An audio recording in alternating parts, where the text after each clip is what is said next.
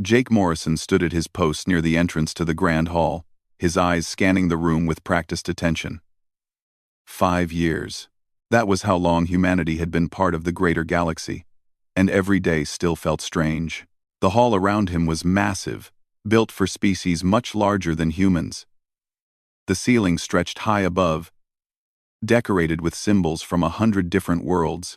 Today was important. The first formal meeting between humans and the Crithian Empire. Jake had read the briefing files 3 times. The Crithians were one of the oldest warrior races in the galaxy. They stood nearly 8 feet tall, covered in thick scales that ranged from deep green to almost black. Their claws could tear through metal, and their strength was legendary. Ambassador Catherine Hayes sat at the central table with the Crithian delegation. She spoke carefully, her words translated by the devices everyone wore. Across from her sat Velsara, the Crithian ambassador. The alien woman was imposing even while seated, her scales a dark emerald color that caught the light. What surprised Jake most were the 2 small figures sitting beside Velsara. Her children, offspring. The briefing had called them. Shentar and Kiraval looked like miniature versions of their mother, though their scales were lighter, almost bright green. They sat quietly, watching everything with wide eyes. The briefing had explained that bringing one's young to a diplomatic meeting was a sacred gesture for Crithians. It meant trust. Jake shifted his weight slightly, his hand near his weapon but not on it. Around the hall, other security personnel stood at their posts. The Crithians had brought their own guards too. Massive warriors who made even their ambassador look small. The meeting had been going well for 2 hours. Trade routes were being discussed, cultural exchange programs, the possibility of shared research. Jake let himself relax slightly. Maybe this would be one of the easy assignments. The lights went out. For a moment, there was only darkness and confused voices. Then the emergency systems kicked in, bathing everything in red light. Jake's training took over immediately. His hand went to his weapon. His eyes searched for threats. The electromagnetic pulse had hit without warning. Jake could hear the station's automated systems failing one by one. Alarms began to sound, then cut off abruptly. Someone in the crowd screamed. Through the chaos, Jake heard a new sound. Weapons fire. Not the clean energy weapons used by station security, but something older, harder. Projectile weapons mixed with plasma bursts. The main doors at the far end of the hall exploded inward. People began to panic. Diplomats and assistants from a dozen species ran in all directions. The Crithian guards moved to protect Velsara, forming a wall of scaled flesh around her. Ambassador Hayes' security team pulled her toward a side exit. Jake saw the attackers pour through the broken doors. 6 of them, maybe more. They wore black armor with no markings. Their weapons swept the room. One of them shouted something about the dissolution front, about keeping the galaxy pure, about stopping integration. Then Jake saw them. The 2 Crithian children, frozen in the center of the hall. In the panic, they had been separated from their mother. Shentar held Kiraval's hand, both of them too scared to move. The crowd surged around them, but no one stopped. Everyone was trying to save themselves. 3 of the attackers turned toward the center of the hall. Their weapons came up, pointing at the crowd, pointing at the children. Jake did not think. There was no time for thought. He ran. His boots hit the polished floor hard. He dodged between fleeing diplomats, jumped over an overturned chair. The attackers saw him coming. One turned. Weapon tracking. Jake did not slow down. He reached the children just as the first shots fired. Jake threw himself forward, his arms spreading wide. He hit the floor and rolled, gathering both small bodies against his chest. His momentum carried them several feet. Then he curled around them, making himself into a shield. The impact of the energy weapon against his back felt like being hit with a hammer. His armor absorbed most of it, but heat bled through. Jake gritted his teeth and held position. Another shot. Another. He felt each one. Shentar and Kiraval made high-pitched clicking sounds beneath him. They were shaking. Jake could feel their small hearts racing against his chest. "Don't move," he said, his voice rough. I've got you. You're safe. Another shot burned into his shoulder, right where the armor plates joined. Pain shot through him, but he did not move. Could not move. These children were depending on him. He could hear Velsara roaring somewhere across the hall. The sound was like thunder, full of rage and fear. The Crithian guards were fighting back now, engaging the attackers. More shots hit the floor around Jake, melting the polished stone. Jake shifted slightly, adjusting his position to better cover the children. His armor was failing. He could feel it. Another shot grazed his leg. Burning through the outer layer, blood began to seep from the wound. Kiraval made a small crying sound.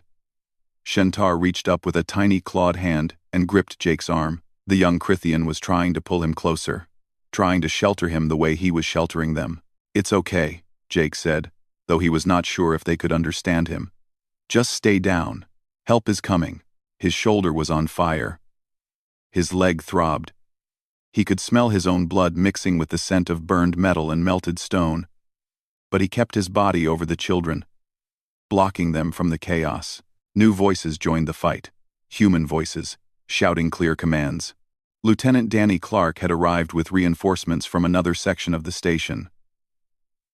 The sound of weapons fire intensified, then began to move away from Jake's position. The attackers were being pushed back. Jake could hear them retreating, their shouts growing distant. But he did not move. Not yet. Not until he knew for certain the children were safe. Heavy footsteps approached. Jake tensed, ready to defend even in his damaged state. Then he heard Velsara's voice, speaking in broken standard tongue.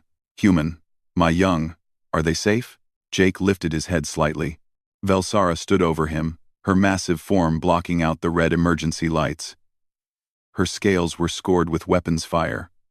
One of her arms hung at an odd angle, but her eyes were focused entirely on the space beneath Jake. "They're safe," Jake managed to say. "Not hurt." Only then did he try to move. He pushed himself up, trying to roll to the side to let Velsara reach her children. Pain exploded through his shoulder and leg. The world tilted. The last thing Jake felt before darkness took him was Velsara's clawed hands, catching him before he hit the floor. Her touch was surprisingly gentle. She said something in her own language, something the translator could not process. But Jake thought he understood the meaning anyway. He had protected her young. Nothing else mattered. Jake woke to white walls and the steady beep of medical equipment. His mouth felt dry, and his body ached in ways he had never experienced before. When he tried to move, pain shot through his shoulder and down his leg. "Easy there." A woman's voice came from his left. "You're in the medical bay. You've been out for 2 days." Jake turned his head carefully. A human woman in a medical uniform sat beside his bed. Her name tag read, Dr. Lauren Webb. "The children?" Jake asked. His voice came out rough. "The Crithian young ones are fine. Not a scratch on them. Thanks to you." "Doctor," Webb smiled.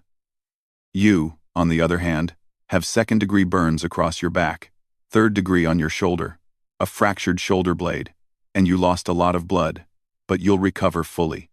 Jake closed his eyes, relief washing over him. They were safe. That was all that mattered. "There's something else you should know," Dr. Webb continued. "You've got 2 Crithian guards stationed outside your door, and your room is full of gifts from Velsara's clan. She's been here every day, waiting for you to wake up." Jake opened his eyes again, confused. "Why would she do that?" "I'll let Ambassador Hayes explain. She's been waiting to talk to you too." An hour later, after Jake had been helped to sit up and had managed to drink some water, Ambassador Hayes entered his room. She looked tired, but pleased. "Jake Morrison," she said, pulling a chair close to his bed. "You've created quite a situation." "Ma'am?" Jake was still confused. "What you did out there, throwing yourself over those children. It means something to the Crithians.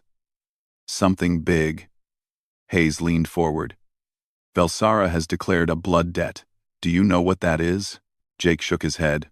"In Crithian culture, if someone risks their life to save another, especially to save children, It creates a sacred obligation. The one who was saved owes a debt to the one who saved them, but it goes deeper than that. Hayes paused. Velsara has invoked something called Korvala. It roughly translates to claimed kin. I don't understand, Jake said. She's declared you part of her family clan. You're not just someone she's grateful to. In her eyes, in Crithian law, you're her family now. Hayes smiled at Jake's shocked expression. It's an enormous honor. They rarely extend it to outsiders, and never before to a human. Before Jake could respond, there was a knock at the door. Dr. Webb opened it, and a massive Crithian warrior entered. He had to duck to get through the doorway. His scales were almost black, scarred from countless battles. He wore armor decorated with symbols Jake did not recognize. This is Commander Ralthos, Hayes said. Velsara's bondmate. The Crithian commander approached the bed. Up close, he was even more imposing. But when he spoke, his voice was respectful. Jake Morrison. I am Ralthos. I come to thank you for protecting my offspring. I just did what anyone would do, Jake said. Ralthos made a sound that might have been laughter. No. Most would have protected themselves. Most would have run to safety. You are a warrior. Yes. I see that. But you chose to shield young ones who were not your own, not even your species. This is rare. The commander reached into a pouch at his belt and pulled out something wrapped in dark cloth. He unwrapped it carefully, revealing a blade. The metal was unlike anything Jake had seen before, with a faint blue shimmer to it. This is a family blade, Ralthos said. Only clan members carry these. My bondmate wishes you to have it. You are Velthar now. You are ours. Jake did not know what to say. He looked at Ambassador Hayes, who nodded encouragingly. Slowly, Jake reached out and took the blade. It was lighter than it looked. Perfectly balanced. I don't know what to say, Jake admitted. Say you will accept this bond, Ralthos replied. Say you will stand with our family. I will, Jake said. The words felt right. Ralthos placed one large hand on Jake's head, careful of his injuries. Good. My offspring have not stopped talking about the brave small one who covered them. They wish to see you. They're here? Jake asked. They have been outside your door for hours. They would not leave. Ralthos moved to the door and opened it. Two small green shapes rushed into the room, followed by Velsara. Shentar and Kiraval ran to Jake's bedside, chattering in their own language. They were careful not to bump his injuries, but their excitement was clear. Velsara followed more slowly. She looked at Jake with eyes that held an emotion he could not name. When she spoke, her standard tongue was slow, but clear. You bled for my children. You shielded them with your body. You could have died. She moved closer to the bed. In my culture, this is the highest act. To protect the young, even at cost to yourself. This is what we value most. They were scared, Jake said simply. I couldn't just leave them there. Others did, Velsara said. In the panic, many ran past my offspring. Only you stopped. Only you chose to shield them. She reached out with one clawed hand and placed it gently on Jake's head, the same gesture Ralthos had used. You are mine now, Jake Morrison. My family. My honor. My son. The words hung in the air. Jake felt the weight of them, the meaning. This was not just gratitude. This was something permanent. Something binding. Shentar tugged on Jake's blanket, saying something in Crithian. Kiraval joined in, both young ones looking at him with bright eyes. They want to know if your wounds hurt, Ralthos translated. They are worried about you. Tell them I'm okay, Jake said. Tell them I would do it again, Ralthos translated. And both children made happy clicking sounds. Kiraval very carefully climbed up to sit beside Jake on the bed. Shentar followed. They curled up next to him, small and warm and alive. Velsara watched her children with Jake, and something in her expression softened. They feel safe with you. They know you will protect them. This is the bond of family. Over the next few days, Jake learned more about what his action had meant. The story had spread throughout the station, then beyond. Humans protecting Crithian young. A human declared as clan family. It was unprecedented. Other species were talking about it too. Humans had been seen as weak, as newcomers who did not understand the galaxy. But now they were asking questions. If one human would risk his life for alien children, what else might humans be capable of? Ambassador Hayes visited Jake regularly, bringing news. "The Crithian High Council wants to meet you," she said one day. "Velsara has requested that you attend a ceremony on their homeworld. A formal recognition of your place in the clan." "When?" Jake asked. "In 3 months, after you're fully healed." Hayes smiled. "This could change everything for humanity, Jake. You've shown them something about us. Something important." Jake looked down at the 2 young Crithians who were teaching him words in their language, their small, clawed hands pointing to objects around the medical bay. He thought about that moment in the hall, the split-second decision to run toward danger instead of away from it. "I didn't think about any of that," he admitted. "I just saw children who needed help." "I know," Hayes said. "That's exactly why it matters." As the days passed and Jake's strength returned, he began to understand the depth of what had happened.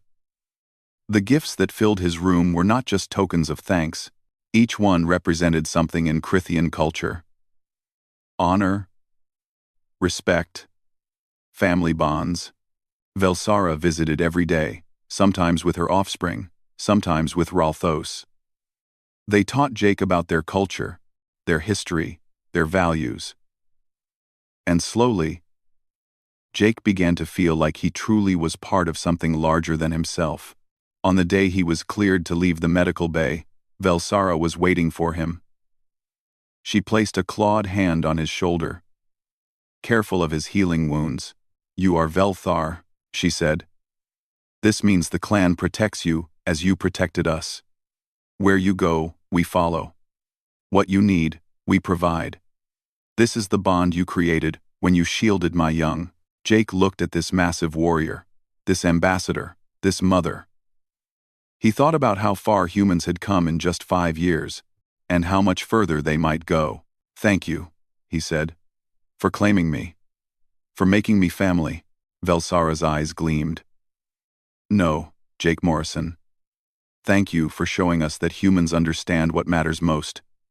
The young must be protected, always." 3 months later, Jake stood on the landing platform of Crythia Prime and immediately understood why the Crithians were such strong warriors. The gravity pulled at him, making each movement harder than normal. The air was thinner than Earth standard, and hot wind swept across the platform carrying the smell of volcanic minerals. Ambassador Hayes stood beside him, along with Lieutenant Danny Clark and a small human delegation. All of them wore environmental suits that helped with the gravity and provided extra oxygen. The Crithians found this amusing, but not disrespectful. Velsara waited at the edge of the platform with Shentar and Kiraval. Behind her stood hundreds of Crithians, all wearing ceremonial armor. The scales of the gathered clan members ranged from bright green to deep black, creating a sea of color. "Welcome to my world," Velsara said, approaching Jake. "Welcome home." The young ones ran forward, chattering excitedly. In the 3 months since the attack, they had learned standard tongue, and Jake had learned basic Crithian. They could communicate now, and the bond between them had grown stronger with each passing week. "The gravity is strong here," Kiraval said, concerned. "Will you be okay?" "I'll be fine," Jake assured her. "I've been training for this." It was true. The human delegation had spent weeks preparing for the high gravity of Crythia Prime. Jake had worked out in increased gravity chambers until his body adapted. It was still difficult, but manageable. Ralthos appeared from the crowd, impressive in full ceremonial armor. "Come. The Velcora begins soon. All of Clan Velthar waits to meet the human who shielded our young." The ceremony took place in a massive outdoor arena carved into the side of a mountain. Thousands of Crithians filled the space, their voices creating a low rumble like distant thunder. Jake had never seen so many of them in one place. He was led to the center of the arena, where a raised platform stood. Velsara and Ralthos flanked him, with Shentar and Kiraval close behind. The crowd fell silent. An elder Crithian, scales so dark they were almost purple, stepped forward. This was Vorthok, the clan leader, Velsara's grandfather. He spoke in Crithian, his voice amplified across the arena. Velsara translated quietly for Jake. He speaks of the ancient ways, of how the protection of young ones is the foundation of our people. He speaks of warriors who gave their lives to shield offspring, who are honored for generations. Vorthok gestured to Jake, continuing his speech. The crowd responded with a deep humming sound, a sign of approval. He says you acted without thought of reward or recognition, Velsara continued. You saw young ones in danger and your first thought was to protect them. This is the heart of Velthar. This is what makes you worthy of the clan name. The ceremony continued with traditional rituals. Jake was given ceremonial armor, modified to fit his human frame. He was presented with weapons that had belonged to other clan members. Each one, a symbol of trust. Representatives from dozens of family branches came forward to formally acknowledge him. But the most important part came near the end. Jake was asked to participate in a symbolic hunt with Shentar and Kiraval. It was a traditional coming-of-age ritual, modified for this special occasion. Actors wearing creature costumes played the role of threats. Jake's job was to defend the young ones as they completed a series of challenges. It was ceremonial, a performance, but Shentar and Kiraval took it seriously. The first challenge involved crossing a narrow bridge over a simulated chasm. The actors dressed as flying predators swooped down, trying to scare the children. Jake positioned himself between them and the threats, using a traditional Crithian shield to block the attacks. The second challenge required the young ones to retrieve an object from a cave while actors playing ground predators stalked them. Jake stayed close, his hand on his ceremonial blade, ready to defend them. The final challenge was the most intense. All the predator actors attacked at once, trying to overwhelm them. Jake moved with speed and precision, keeping Shentar and Kiraval behind him, blocking every approach. Even though it was staged, his protective instincts kicked in just as they had at Harmony Gate. When the ritual ended, the crowd erupted in approval. The deep humming sound filled the arena, making Jake's chest vibrate. Shentar and Kiraval hugged him tightly, proud of their human clan brother. Vorthok approached with a ceremonial artist carrying traditional marking tools. This was the moment Velsara had explained to Jake weeks ago. He would receive clan markings, tattoos that would identify him as Velthar family forever. Jake knelt, as was traditional. The artist began to work, using ancient techniques to mark Jake's skin. The pain was sharp, but Jake did not flinch. He understood the significance. These marks would tell any Crithian who saw them that Jake was protected, that he belonged, that he was family. The design started at his shoulder and curved down his arm. Geometric patterns mixed with symbols that represented protection, family, and honor. The process took hours, but Jake remained still and silent. When it was finished, Vorthok examined the work and nodded approval. He spoke again, his words formal and powerful. He declares you Velthar, Velsara translated, her voice thick with emotion. He declares you clan, and under the protection of all who bear this name. From this day forward, you are Jake Morrison Velthar, shield of the young, protector of family. The crowd responded with the deepest humming sound yet. It felt like the whole mountain was vibrating. That evening, there was a feast. Jake sat with Velsara's immediate family at the head table, looking out over hundreds of clan members. The food was strange to his human palate, but he ate what was offered, showing respect. During a quiet moment, Velsara leaned close to speak with him privately. I want you to understand something, she said. What you did at Harmony Gate, it changed how my people see humans. We knew you were new to the galaxy. We thought you were weak, like many of the soft species who avoid conflict. And now? Jake asked. Now we see the truth. You are not soft. You come from a harsh world, just as we do. Earth made you strong, made you fighters. But more than that, you value the same things we value: family, protection, honor. Velsara looked out at the assembled clan. You acted on instinct when you shielded Shentar and Kiraval. That instinct tells me everything about your species. I just did what felt right, Jake said. Exactly. What felt right to you was to protect children, even alien children, even at risk to yourself. Do you know how rare that is? Velsara turned to look at him directly. Many species in this galaxy see young ones as replaceable. They make political calculations about acceptable losses. They sacrifice children for strategic advantage. We have always found this horrifying. Jake felt a chill despite the warm evening air. Humans would never accept that. I know. That is why you are here. That is why my grandfather declared you clan. Velsara gestured to the crowd. Every Krithian here knows your story. They know a human threw himself over our young when no one else would. They know you bled for offspring that were not your own. This matters to us more than any treaty or trade agreement ever could. Later that night, Jake stood on a balcony overlooking the Krithian city below. The architecture was different from human cities. Built for strength and permanence. In the distance, he could see active volcanoes painting the sky with orange light. Ambassador Hayes joined him, her environmental suit reflecting the glow. Quite a day, she said. Yes, Jake agreed. You know this changes everything for humanity, right? The Krithian High Council has been in contact with Earth. They want to establish a formal alliance. Hayes smiled. All because you made a split-second decision to protect two scared children. It wasn't calculated, Jake said. I didn't think about alliances or politics. I know. That's why it worked. Hayes looked out at the city. Sometimes the most important things we do are the ones where we just act from the heart. You saw children in danger, and you protected them. That simple act told the Krithians everything they needed to know about humanity. Jake touched the fresh markings on his arm, still tender from the ceremony. What happens now? Now you serve as a bridge between our peoples. You're uniquely positioned to help humans and Krithians understand each other. Hayes paused. The Council wants you to split your time between human space and here. They're creating a new position, cultural liaison. If you want it.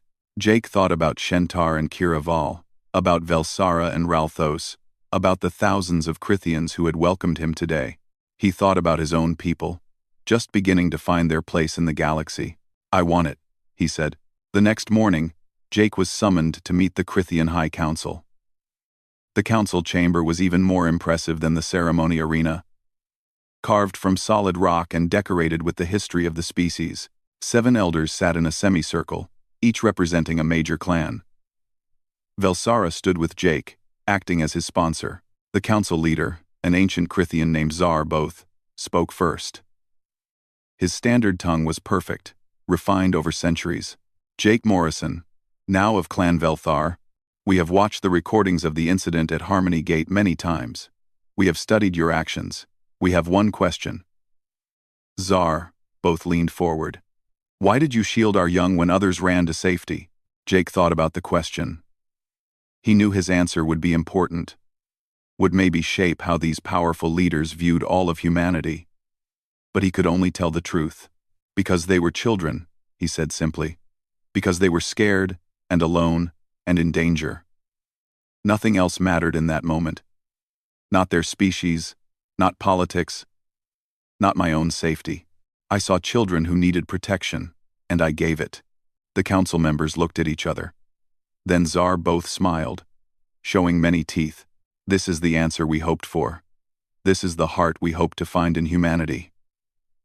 He stood, and the other council members followed. We declare formal alliance between the Krithian Empire and humanity, not because of trade or military advantage, but because you have shown us that humans understand what truly matters. The protection of the young, the bonds of family, the courage to shield others from harm. Jake felt the weight of those words, the magnitude of what was happening. One decision, made in a moment of crisis, had just changed the course of human history. 1 year after the incident at Harmony Gate, Jake Morrison sat in a transport ship heading toward the neutral station of Unity Crown. The galaxy had changed in ways he still struggled to understand. The Human-Crithian alliance had shifted power dynamics throughout known space. Other species viewed humanity differently now. Lieutenant Danny Clark sat across from him, reviewing briefing files. Danny had been promoted to captain and now served as Jake's security chief. The two had become close friends over the past year. "Big day," Danny said, looking up from his datapad. "Speaking at the Galactic Assembly isn't something they let just anyone do." "I'm representing Velsara," Jake replied. "She can't leave Krithia Prime right now. There's some kind of clan dispute that needs her attention." Still, addressing the assembly. "That's major." Danny grinned. "Who would have thought a year ago that you'd be a diplomat?" Jake touched the clan markings on his arm unconsciously. He wore modified human uniform that showed the Crithian tattoos proudly. "I'm not a diplomat. I'm just someone who protected children. You're more than that now, and you know it." The transport docked at Unity Crown an hour later. The station was enormous, designed to accommodate species of all sizes and environmental needs. Jake had been here twice before, but it still impressed him. Ambassador Hayes waited at the docking port with her delegation. She smiled when she saw Jake. "Ready for this?" she asked. "As ready as I can be," Jake said. "What's the mood in the assembly?" "Mixed. The Child Protection Treaty has strong support, but some species are resistant. They see it as interference in internal affairs." Hayes began walking toward the assembly chamber. "Your speech could tip the balance." The assembly chamber was vast. Representatives from over 50 species filled the space, each in their designated section. Jake saw Crithians in the warrior species section, humans in the newcomer tier, and countless others he was still learning to identify. He took his place at the speaker's platform, looking out at the assembled delegates. His heart pounded. Public speaking had never been his strength. He was a soldier, a protector, not an orator. But then he thought about Shentar and Kiraval. He thought about all the children across the galaxy who deserved to be safe. The assembly leader, an ancient being named Council Elder Tharsin, called for attention. "We now hear from Jake Morrison, representing Clan Velthar of the Crithian Empire, on the matter of the proposed Galactic Child Protection Accord." Jake stepped to the microphone. He had prepared a speech, worked on it for weeks. But standing here, looking at all these different species, he realized prepared words would not work. He needed to speak from the heart. "I'm not a politician," he began. "I'm a soldier, a security officer. My job is to protect people. A year ago, I was on duty at a diplomatic meeting when terrorists attacked. In the chaos, I saw 2 children frozen in fear. They weren't human children. They were Crithian. But that didn't matter." He paused, gathering his thoughts. The chamber was completely silent. "I didn't think about what species they were. I didn't calculate political consequences. I didn't consider if protecting them would benefit humanity or hurt our position in the galaxy. I just saw children in danger, and I ran to help them. I threw my body over theirs and took the shots meant for them." Jake touched his shoulder, where scars remained despite medical treatment. "I almost died that day, but I would do it again without hesitation. You want to know why? Because protecting children isn't a political question. It's not a matter of culture or species or diplomatic advantage. It's a fundamental duty." He looked directly at the delegates who had opposed the treaty. "I understand your concerns about sovereignty, about not wanting other species to interfere in your affairs. But this treaty isn't about interference. It's about establishing a basic standard. Children, young ones of all species, deserve protection during conflicts. They deserve to be kept safe, not used as weapons or leverage, or acceptable losses." A delegate from the Zeltari Confederation stood. "You speak from emotion, not logic. War requires difficult choices. Sometimes, casualties cannot be avoided." Jake met the delegate's eyes. "I agree that war requires difficult choices, but choosing to prioritize the safety of young ones shouldn't be difficult. It should be automatic. When I saw Shentar and Kiraval in danger, there was no choice to make. There was only action to take." "Your species is young," another delegate said. You don't understand the complexities of galactic politics. Maybe not, Jake admitted. But I understand that every species in this chamber was young once. Every one of you has offspring. Tell me, would you want your children used as strategic assets? Would you accept someone telling you that your young ones are acceptable losses for political goals? The chamber erupted in discussion. Jake waited for it to settle. The Crithians value the protection of young ones above everything else, he continued. That's why what I did mattered to them. Not because I'm special, but because I demonstrated a value they hold sacred. And I'm here to tell you that humans hold the same value. We protect our children. We protect all children, even those of other species. He pulled out his datapad, displaying statistics. Since the Human-Crithian Alliance formed, we've conducted 3 joint rescue operations. Each one involved extracting civilians from conflict zones. Each one prioritized children. 0 young ones were lost in any of these operations. 0. Jake saw some delegates leaning forward, interested now. This treaty doesn't ask anyone to surrender sovereignty.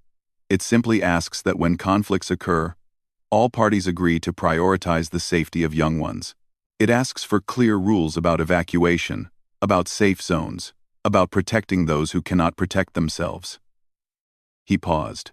If that's too much to ask, then I question whether we deserve to call ourselves civilized species. The chamber fell silent again. Jake had said what he needed to say. He stepped back from the microphone. Then something unexpected happened. Velsara's voice came through the communication system. She was joining the session remotely from Krithia Prime. I am Velsara of Clan Velthar. I speak now not as ambassador, but as mother. Her image appeared on the main display. Massive and imposing. Jake Morrison shielded my offspring with his body. He bled for them. He would have died for them. This human, this stranger, valued my children's lives above his own. She paused, letting her words sink in. Since that day, I have studied human culture. I have learned their history. They are a warrior species, like us. They come from a harsh world. They understand strength and combat, but they also understand something more important. They understand that the measure of a species is not how well they fight, but what they choose to fight for. Velsara's image focused on the opposing delegates. I have seen recordings of conflicts across this galaxy. I have seen species use their own young as shields. I have seen leaders sacrifice children for strategic advantage. This sickens me. It should sicken all of you. The Crithian delegation rose to their feet in support. One by one, other delegations followed. The wave of approval spread across the chamber. Just then, alarms began to sound. The assembly leader called for attention. We have received a distress call from mining colony, Theta 7 inches the outer reach. Pirates have attacked. They have taken hostages, including multiple families with children from various species. The chamber descended into debate immediately. Some species wanted to send military forces, others advocated for negotiation. The pirate group was known for brutality. Any rescue attempt could endanger the hostages. Jake listened to the arguments, growing increasingly frustrated. He recognized the pattern. Political calculation taking priority over immediate action, the same pattern that had nearly cost Shen Tar and Kiraval their lives. He stepped back to the microphone without being called. With respect, we're doing exactly what this treaty is designed to prevent. We're debating while children are in danger. The assembly leader tried to restore order, but Jake continued. I'm not a politician. I can't speak to the diplomatic complexities, but I can speak to this. There are children being held by pirates right now. Every minute we debate is another minute they're scared and in danger. Velsara's image spoke again. Clan Velthar commits our forces to a rescue operation. We will extract those young ones. Admiral Frank Cooper, the human fleet commander, stood from the human delegation section. The human fleet joins this effort. Then something remarkable happened. Delegates from other species began to stand, committing ships and personnel. The Avian Council, the Aquarian Collective, Even some who had opposed the treaty stood, unwilling to be seen as passive while children suffered. In less than an hour, a coalition task force was assembled, representatives from a dozen species, working together with a single goal: protect the young ones. Jake insisted on being part of the rescue operation. Despite protests from Ambassador Hayes, he joined the tactical team. Danny came with him, along with a mixed squad of humans and Crithians. The ship carrying the rescue force departed Unity Crown 6 hours later. Jake sat in the briefing room with representatives from multiple species, planning the operation. For the first time, he saw what the galaxy could be when species worked together for something that mattered. Commander Ralthos led the Crithian contingent. He placed a clawed hand on Jake's shoulder. "You spoke well today. You reminded them of what matters." "I just told the truth," Jake said. "Sometimes that's all that's needed." Ralthos smiled. "You are truly Velthar, a protector of the young." As the ship jumped to faster-than-light travel, Jake looked around at the mixed crew. Humans, Crithians, Avians, and others, all working together. All committed to the same mission. Maybe he wasn't a diplomat, maybe he wasn't a politician. But he had found his purpose. Protecting those who couldn't protect themselves. Building bridges between species, showing the galaxy that some values transcended all boundaries. The rescue operation would be dangerous. Pirates didn't surrender easily, but Jake was ready. He had been ready since the moment he threw himself over 2 scared children at Harmony Gate. Some things were worth fighting for. Some things were worth dying for. The safety of children was at the top of that list. The mining colony of Theta 7 appeared on the view screen, a small installation built into an asteroid. Normally, it housed about 200 workers and their families. Now, it was a hostage situation. Jake stood in the tactical center of the coalition ship, studying the layout. The pirates had fortified themselves in the main habitat dome. Sensor readings showed approximately 30 hostiles and 73 hostages, including 12 children from 5 different species. "They have weapons positioned at all entry points," Captain Danny Clark said, highlighting positions on the tactical display. "Any direct assault will result in casualties." Commander Ralthos studied the layout with experienced eyes. The ventilation system. "It is large enough for your smaller human forces. And for young Crithians," added Subcommander Kethra, a female warrior who had insisted on joining the mission. "I can move through those passages." Admiral Frank Cooper joined the briefing via communication link from the human flagship. "We've made contact with the pirates. They're demanding safe passage and a ransom of 10 million credits. They claim they'll start executing hostages if we attempt a rescue." Jake felt his jaw tighten. "They're lying. Pirates like this don't leave witnesses. If we pay the ransom, they'll kill everyone anyway." "Agreed," Ralthos said. "This group has done this before. They leave no survivors." "Then we go in fast and hard," Jake said. "Multiple entry points simultaneously. Keep them confused about where the real threat is coming from." The plan came together quickly. The coalition had advantages the pirates did not expect. Crithian warriors for heavy assault, human special forces for precision operations, avian scouts for aerial advantage within the dome, Aquarian specialists for the colony's water recycling areas. Jake volunteered for the ventilation team. It was the most dangerous assignment, crawling through tight spaces to reach the hostages before the pirates could harm them. Danny tried to argue, but Jake cut him off.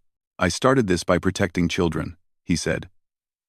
6 hours later, the operation began. The coalition forces approached the colony from multiple vectors, masking their true numbers. The pirates prepared for a frontal assault. Exactly as planned, Jake led his team into the ventilation shafts. 5 humans and 3 young Crithians, all small enough to navigate the narrow passages. They wore light armor and carried weapons designed for close quarters. Every movement had to be silent. The shaft was dark and cramped. Jake used his helmet's night vision to navigate, following the schematic displayed on his visor. Behind him, the team moved like shadows. Through the thin walls, Jake could hear voices. Pirates arguing about their demands. Hostages crying quietly. children whimpering in fear. Each sound made him move faster. The main assault began right on schedule. Explosions rocked the colony as Crithian forces breached the secondary airlocks. Weapons fire echoed through the habitat. The pirates scrambled to defend their positions. Exactly as predicted, Jake's team reached the ventilation junction above the main hostage-holding area. Through the grate, he could see families huddled together. Guards stood at the doors, weapons ready. The hostages included 2 human children, 3 Crithian young ones, 4 avian fledglings, and 3 young from species Jake did not immediately recognize. "Remember," Jake whispered into his comm. "Hostages first. We take the guards fast and silent. Then we get these people out." His team confirmed ready status. Jake counted down from 3, then dropped through the grate. He landed behind the nearest guard, his weapon ready. The pirate turned, but Jake was faster. 2 quick shots, and the guard went down. Around the room, his team engaged the other guards with practiced precision. The hostages screamed, then realized they were being rescued. Jake moved to the children first, checking them for injuries. "We're here to help," he said, keeping his voice calm. One of the Crithian young ones, barely old enough to walk, reached up to him. Jake picked up the child carefully, feeling the small heartbeat racing with fear. "It's okay," he said softly. "You're safe now." Danny's voice came through the comm. "Jake, we have a problem. The pirates are retreating toward your position. They know about the hostages." Jake looked at the frightened faces around him. Most of the adults were injured or too weak to move quickly. The children were terrified. There was no way to evacuate them all before the pirates arrived. He made a decision. "Team, get these people to the ventilation junction. I'll hold the door." "Jake, that's suicide," Danny protested. "It's the mission," Jake replied. He handed the Crithian child to one of his team members. "Get them out." "That's an order." His team hesitated, but discipline won out. They began helping hostages toward the ventilation shaft, moving as quickly as possible. Jake positioned himself at the main door, the only entrance to the room large enough for the pirates to use. He could hear them coming. Boots on metal floors, angry voices, weapons being charged. Jake checked his ammunition and waited. The door burst open. Pirates poured through, at least a dozen of them. Jake opened fire, taking down the first 3 before they realized where the shots were coming from. He used the doorframe for cover, making every shot count. Return fire shredded the air around him. Jake felt a round graze his leg. Another hit his shoulder armor. He kept firing, keeping the pirates focused on him and away from the escaping hostages. "Last one's through," his team leader reported. "Jake, get out of there." "Negative," Jake said, dropping another pirate. "They're still too close. I hold until you're clear." More pirates arrived. Jake's ammunition counter was dropping fast. He switched to his backup weapon. Still firing. Still holding the door. Then a roar echoed through the colony. Crithian warriors had broken through the main defenses.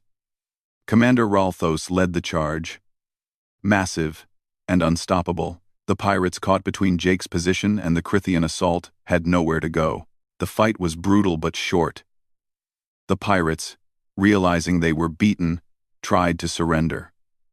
The Crithians, knowing what these criminals had done to children, showed no mercy. Jake slumped against the wall, breathing hard. His shoulder throbbed where a round had gotten through his armor. Blood seeped from the wound in his leg, but he was alive, and more importantly, the hostages were safe. Ralthos found him a few minutes later. The big Crithian looked at Jake's wounds and shook his head. "You held the door alone against a dozen pirates. Foolish, brave, very Velthar. The children needed time," Jake said simply. "Yes, they always do." Ralthos helped Jake to his feet. "Come. Let us see what you protected." In the colony's medical bay, the rescued hostages were being treated. The children clung to their parents, traumatized but safe. When Jake entered, Several of the young ones ran to him. The Crithian child he had carried earlier grabbed his hand, refusing to let go. One of the human mothers approached Jake, tears streaming down her face. "Thank you. Thank you for saving my daughter." Jake did not know what to say. He just nodded, uncomfortable with the gratitude. 2 weeks later, Jake stood before the Galactic Assembly again. This time, the chamber was different. The Child Protection Treaty was being signed by representatives from 47 species. The rescue at Theta 7 had changed minds. Seeing species work together to protect young ones had shown what was possible. The treaty was being called the Child Protection Accord, but across the galaxy, in stations and colonies and homeworlds, people were calling it something else. Morrison's Law. Ambassador Hayes stood with Jake as the signatures were recorded. "You did it," she said quietly. "1 year ago, you threw yourself over 2 alien children. Today, you've changed how the entire galaxy protects its young." "I just did what felt right," Jake replied. It was becoming his standard answer. "I know, that's why it mattered." The signing ceremony concluded with speeches from various leaders. Prime Minister Victoria Cross spoke for humanity, talking about how Earth's harsh environment had taught humans to value every life, especially the young and vulnerable. Velsara spoke for the Crithian Empire. "1 year ago, a human named Jake Morrison showed my people something we thought we alone valued. The absolute protection of offspring. He bled for my children. He would have died for them. This simple act of courage showed us that humanity understands honor. Today, we formalize what that moment created, an alliance built not on military advantage or trade benefits, but on shared values." After the ceremony, Jake returned to Krithia Prime. He had a standing invitation to Velsara's home, and he tried to visit at least once a month. The high gravity still challenged him, but he had grown stronger over the year. Shentar and Kiraval ran to greet him as soon as he arrived. They were bigger now, growing fast. Both spoke Standard Tongue fluently and had even learned some Earth languages. They considered Jake their brother, and he had come to think of them the same way. That evening, Velsara hosted a quiet family dinner. Just immediate family. Jake sat between the 2 young ones, listening to them chatter about their studies. Ralthos talked about military developments. Velsara discussed upcoming diplomatic meetings. It felt normal. It felt like home. After dinner, Velsara asked Jake to walk with her in the garden. The volcanic landscape of Krithia Prime was beautiful in the evening light, harsh but magnificent. "I have been thinking about what you started," Velsara said. "1 year ago, you made a choice in a single moment. You chose to protect children who were not your own, who were not even your species." "I've said this before," Jake started, but Velsara cut him off gently. "I know. You did what felt right. But do you understand what that means?" She stopped walking and turned to face him. "Every species talks about protecting the young. But when tested, when the moment comes, most fail. They calculate. They hesitate. They prioritize other concerns. Not you," Jake said. "Crithians would do the same thing. Yes, that is why we recognized you. That is why you are family." Velsara placed a clawed hand on his shoulder. "But you showed us that humans share this value. In that moment at Harmony Gate, you represented all of humanity. And in every action since, you have proven that representation was accurate." She gestured to the sky, where stars were beginning to appear. "The galaxy is watching humanity now. They see a young species, only 5 years into first contact. But they also see a species that will run into danger to protect children. They see courage. They see honor. They see a people worth knowing." Jake looked up at the alien stars. Somewhere out there, children were safer tonight because of a treaty signed today. Families across dozens of species had new protections, and it had all started because he had seen 2 scared young ones and chosen to shield them. "I miss Earth sometimes," Jake admitted. "But this feels right. Being here, working with you, helping build something better." "You are building bridges," Velsara said, "between species, between cultures. You showed us that we are not so different.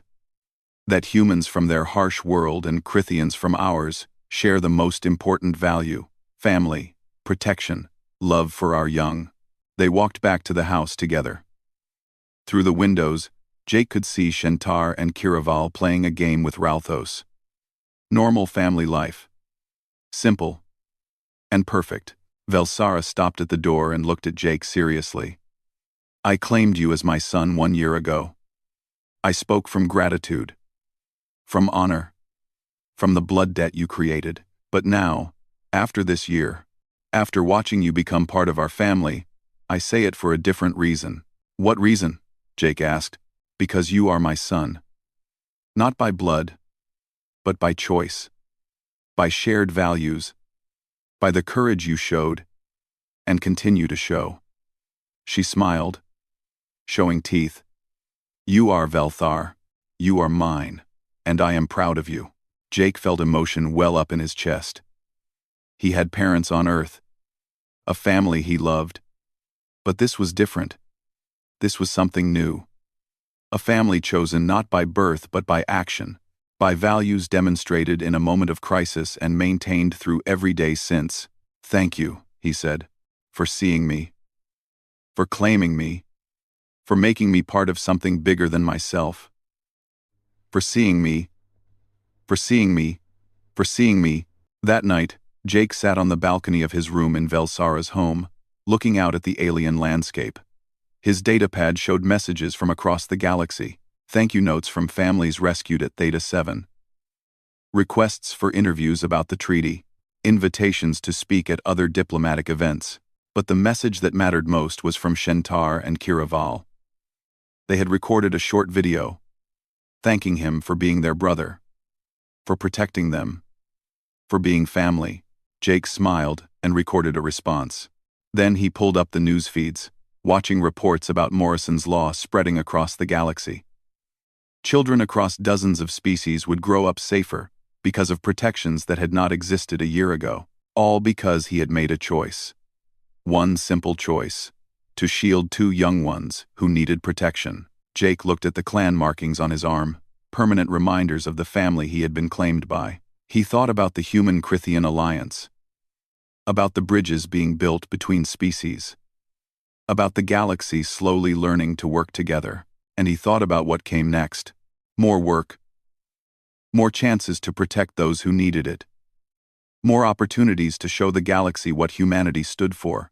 He was ready. He had been ready since the moment he ran toward danger instead of away from it, since the moment he threw his body over 2 frightened children and held position while weapons fire burned into him, since the moment he chose protection over safety, courage over calculation, family over fear. That was what it meant to be human. That was what it meant to be Velthar. That was what it meant to be Jake Morrison, the human who shielded their young, and in doing so, changed the galaxy.